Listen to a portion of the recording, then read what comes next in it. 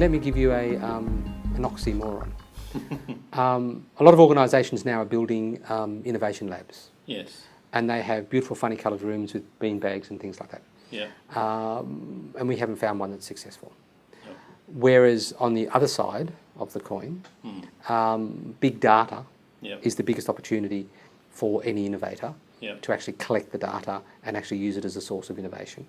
And so we've now seen a lot of people who are building data innovation teams, or data innovation dig groups, right?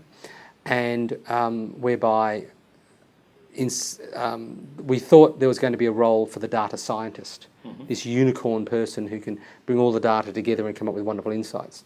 And that hasn't happened. There are one or two that we've identified, but they're incredibly different people. So the data innovation group or data innovation team, where they take the data to develop the hypotheses, to test them, to come up with the new ideas, can be done anywhere. And yes, you have some local, but it can be done anywhere. And we also know that in Australia anyway, there's a huge shortage of IT people, coders, data people.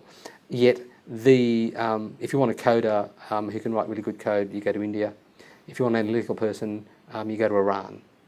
And a lot of the big data people are coming out of Iran because of a different education and a different way of thinking.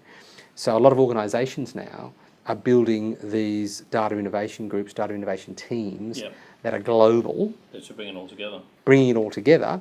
And the innovators or the designers may be sitting in Australia, but the data can be moved anywhere. The data can be... it sits in the cloud anyway. It sits in the cloud. And so we did a project with an international hotel group that had 1,500 hotels, and they had 70,000 feedback slips from people who'd stayed in the hotels, and the feedback slips had words written on them about how they liked the hotel or not. And so we took those 70,000 feedback slips, we put them through a big data engine, and we came up with the insights that drove their innovation initiative, and the analysis of those 70,000 feedback slips happened within 24 hours.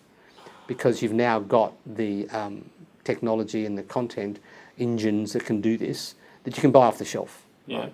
What you haven't got is the people who can ask the right questions. So you can very easily create a data innovation group or a data innovation team where part of it is sitting near the customer, part of it is sitting anywhere in the world, right? Part of it is somewhere else, right? And so then that's the future of innovation.